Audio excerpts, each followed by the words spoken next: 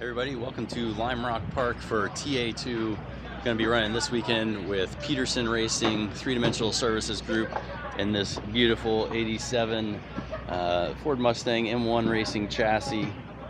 Looking forward to it. Should be a lot of fun. This will be my first time in the new car. These guys have been running them all year long, but this will be my first chance in the new car. Got all the new fresh goodies in it. Should be a lot of fun.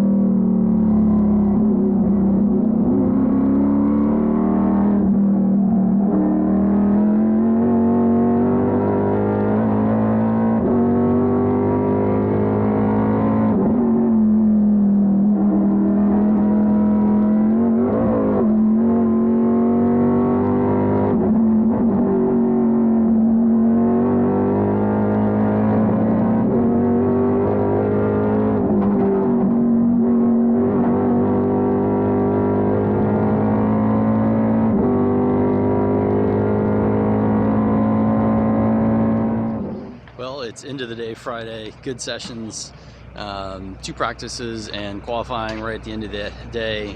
Nobody here really happy with where we're at with the cars, struggling with the setups. We were fastest qualifying M1 car and Peterson Racing car in 6th place, which is not really where we want to be, but it's a long race tomorrow. Hopefully we can get it up towards the front. We're doing all kinds of stuff, rebuilding shocks and trying to get it better, so we'll see how it goes.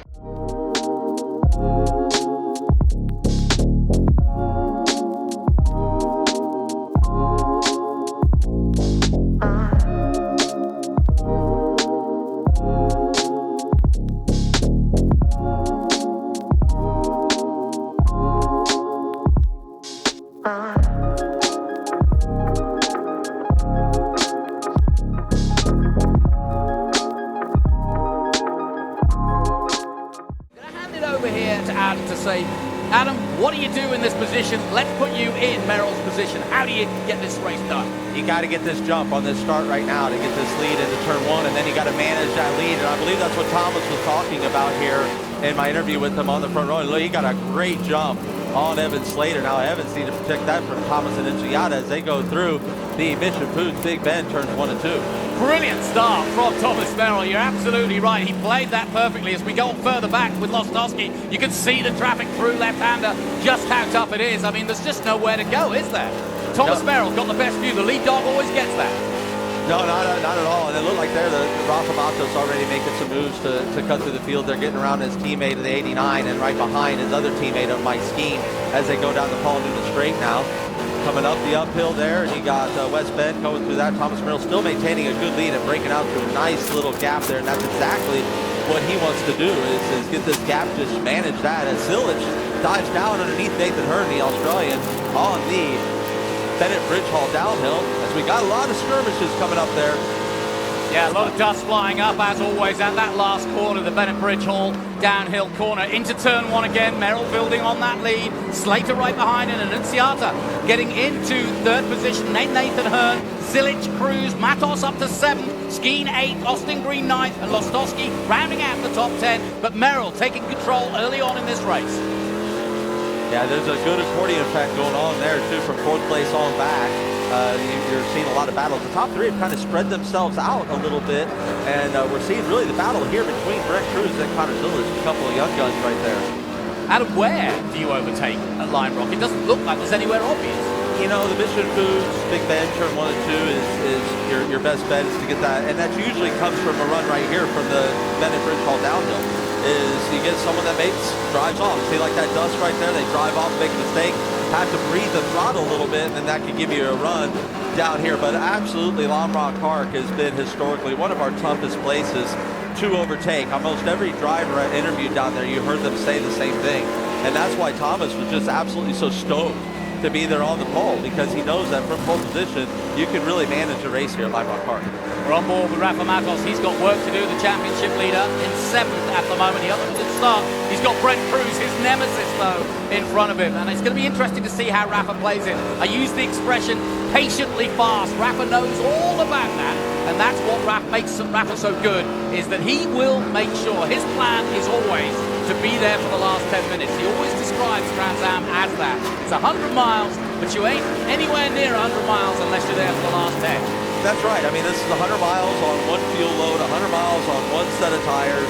It is an absolute test of not only your own skill, but your own skill and patience. You know, as Connor's really eager to get by Nathan. He got by him on the Bennett Bridge Hall downhill a couple laps ago, but then drove off track. And like I said, that opened the door for the over-under from the Australian of Nathan Hurd to dive underneath there.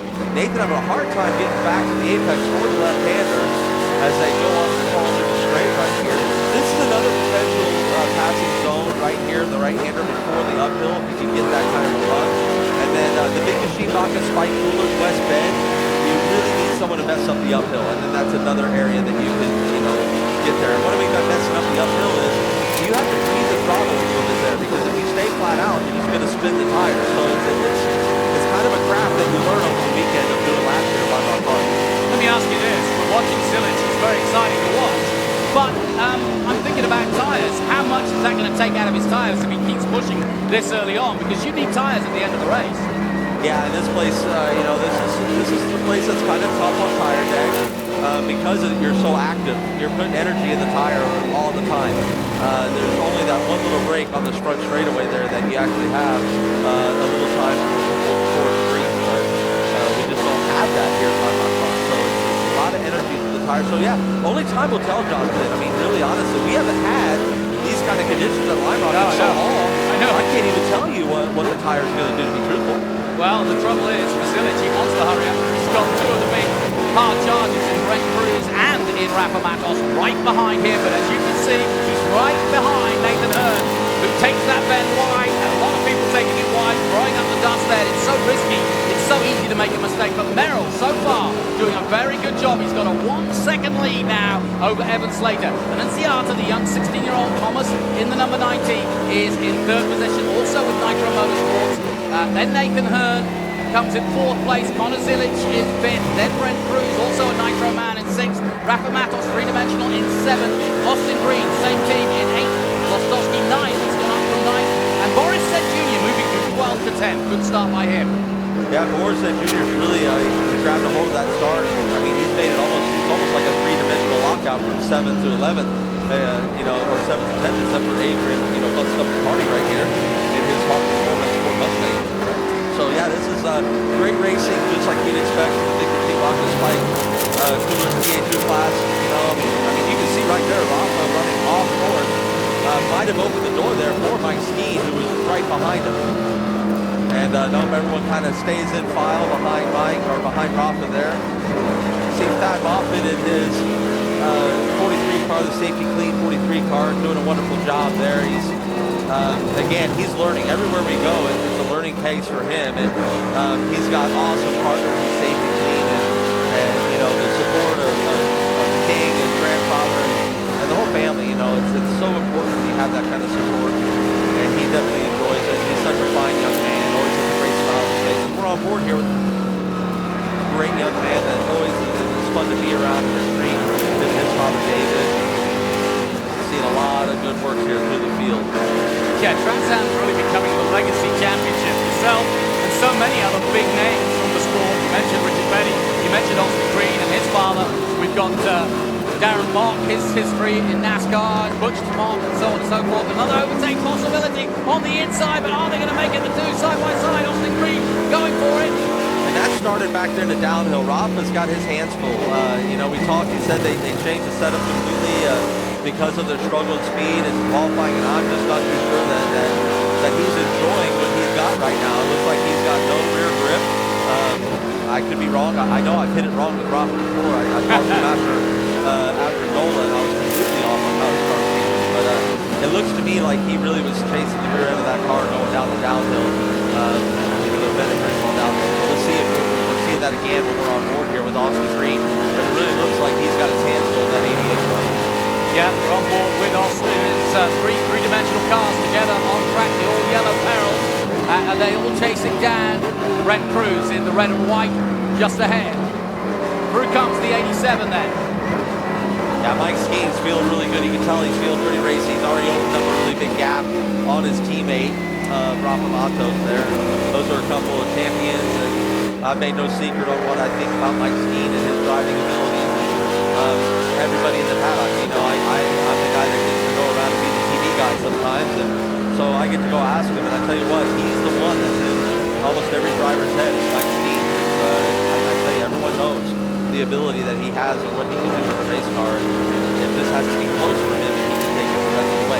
Now, on the contrary to Thomas Merrill, who just set sail at the top at the front of this pack here, he is absolutely feeling super comfortable controlling this pace. And those are three Cope cars right at the top, at the front here. So hats off to Mike Cope and his group on just putting together a great package here for Lime Rock Park. Yeah, that was a big surprise out of qualifying. Mike Cope's always there at the sharp end, but to have all three at the top, right at the sharp end, really impressive. On board now with Jay Buford as he attacks Keith Rocha. Yeah, Jay here, this is, you know, he's not raced a lot with Trans-Am and the big machine boxes like the TA2 class. So this is really kind of a big baptism by fire here at Lime Rock Park, but he's got a great battle here with Keith Rocha. Keith's a great racer. He's fun to race against. You know, he's very aware of his surroundings. You can race side by side with him. I've had wonderful battles with him, and I know that they're going to probably have some good times out here battling with each other. I hope they keep it clean, but his teammate is just out there setting sail. Oh, and goes completely sideways. Wow, he was on the grass way too much for 29. He's grabbed it all together, the Australian, but that was straight into the outback for him. Another victim of the Bennett Bridge Hall downhill. There you go. Green. You know, it has brought out the best of the best in this business. I can tell you that, Nathan. You're not in rare air. There's about everybody who's ever driven a race car around here has went ahead and basically you can see him. He's broadside coming through. He's lost the front end. Actually, he could not get that thing to turn. Staying on the power, and Connor Zillich amongst others like Greg Cruz and Mike Skeen go ahead and take advantage. And again, traffic is, that was Doug Winston, a little bit of traffic that has made Evan give a little bit of a sniff to Thomas Merrill, and keeping Thomas Merrill honest. You know, we're on board here, the Franklin Road Apparel Chevrolet Camaro of Evan Slater. Oh, that looked like Tom Sheehan's got some Gallagher's drag on the front bumper. Gallagher's car, yeah. So he got contact with Tommy Sheehan. He's going to have to pull out of the way, but that was lucky that no one collected him even further than that. In comes Gallagher, and blows off the place line. There's drama indeed here at Lime Rock, as there always is. Yeah, we'll see if that's worthy of a full course caution or if Thomas Merrill gets to go back. At least Jim was nice enough to bring the part back for you know, for the race team there for LTK Technologies, and I hate to see that for Tom Sheehan. This is his home race as well, Tom Sheehan, and he just never seems to get good luck here. It always seems trouble finds him, or he finds trouble and whatnot. But we're under full course caution, it seems, and Moffat just going wasn't Darren Mock just going over the dirt and debris there just to make sure there's a grip, just see what grip there is. But it's another factor when you have a safety that day. You just get a little bit more longevity at the time. Right, you know, absolutely, and you know, we'd be remiss to have a big machine box in Spike Fluid TA2 race without talking about Scott Borchetta. I know you're watching at home, buddy. Your thoughts, the energy just isn't the same here without you. And Jade's doing an awesome job in the 48 and carrying those colors proud for you. But every one of the Trans-Am fans and all of us in this paddock are wishing you the best, buddy, and get well soon, Scott Marcello. Here we go then. Restart from Line Rock. A long way to go. Merrill will lead them across the line again. Slater will try to pounce. He's in control of the race. We see it from above. Away goes Merrill. And that's a good restart. Slater slots in line, looks to the inside. Annunziato still in third. Connor Zilic, Brent Cruz. Mike Skeen looking up the inside and gets alongside Cruz. They're side by side as they come towards the three-dimensional services left-hander. Cruz just holding him off for now. And it's going to get a little bit of dive here because, Brent holds on to it. Critical restart now for this race. We are at round 4. While that doesn't sound like it's critical, given that we've got 3 races and just 1 week to come in Detroit next weekend, what happens here is so critical. If you break your car here, you're going to struggle to get it ready for Detroit. If you win here, you will take that impetus into a completely new, brand new street circuit, and Merrill knows that all too well as the current champion from Salinas, California. Grew up racing in club racing with his mum, watching on the sidelines and also doing some club racing herself in Porsches. The man who is champion, Merrill, getting ready for this restart. We look from above as Merrill controls the field. Off comes the pace car. Slater will look for his chance up the inside. We're on board with Evan Slater now. That's his view. And the green flag waves. We're racing again. Merrill heads off to turn 1. And away he goes down to the Mission Foods turn 1. And Slater again looking very, very racy, but can't quite do it. Hearns back in the throng of it all in the 29 after going off in the last corner. But here we go. Adam, good clean restart. Yeah, Thomas is like absolutely on point with his restart. I don't see a restart being a point of attack for him. Slater, what Evan needs is a good run. And Nathan Hearns got one right now on that 88 car. So he might, if Nathan's the kind of guy that I can see stick a nose in, and he did, but he's going to stick a nose in here at West Bend. I can probably almost assure you that because he is feeling racy. Rocco's going to go to the bend. And Rocco used a lot of curve. And he's really working hard to stay in front of Hearns. What's Hearns going to do here on the Peterson Racing downhill? He's going to let Rocco go wide. He's going to take advantage. Nathan That's a Hearns. wise move. That is very impressive by the Australian. Down the main straight, Rafa Matos, you just got taught and overtaken at Line Rock, and that was not what he enjoyed. Lostowski made it even worse by touching Rafa as Rafa was concentrating on the Aussie. Lostowski thought this was his chance, and off goes the three-dimensional services multiple champion.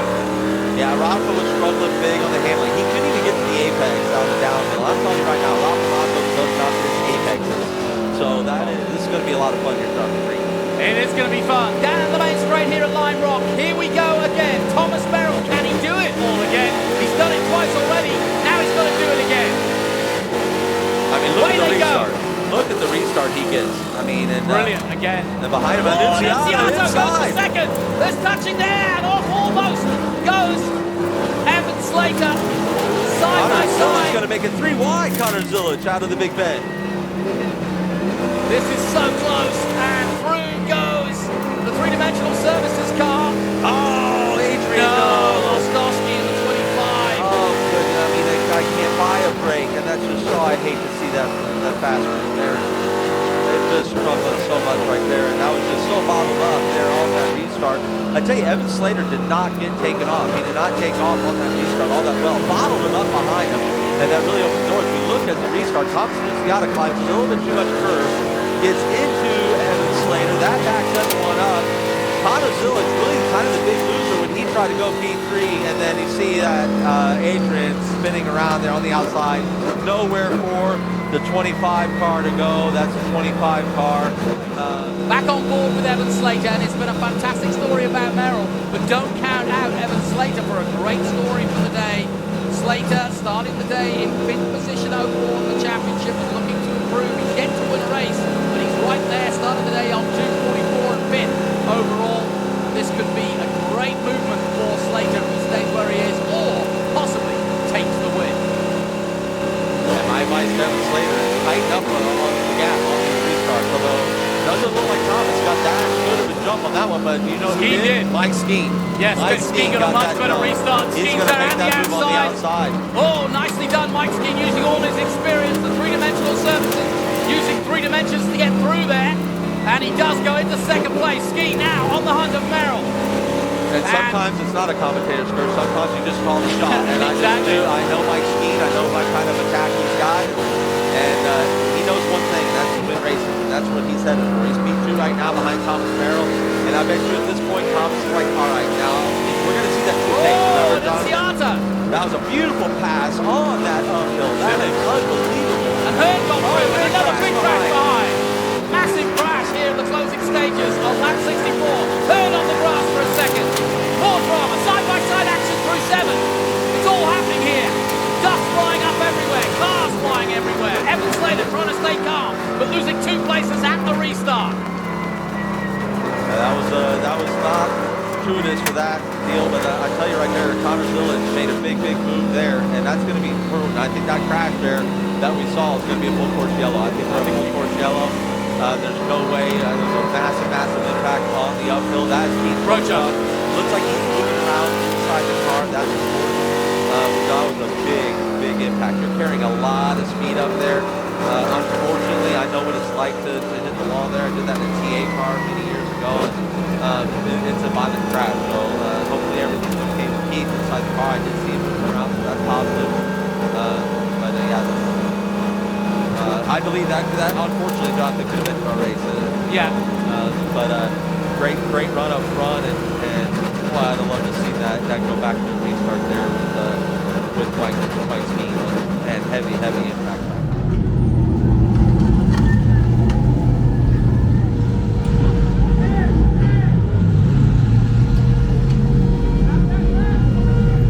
All right, race is just over. We looked like we had a 6th place car there for a long time. Run around in 6, kind of lonely actually. Then we got a couple late race restarts. We're able to make some outside moves happen and brought it home on the podium, finished P2. Super happy with that considering where we were with the car this week. But very happy to bring home the Peterson guys on the podium and move on to Detroit next week. Let's hear it. Come on, boys. Great stuff. Nobody missing out. Well, our thanks to the top 3. They put on a great show for you, and I'm sure our TA will do the same again.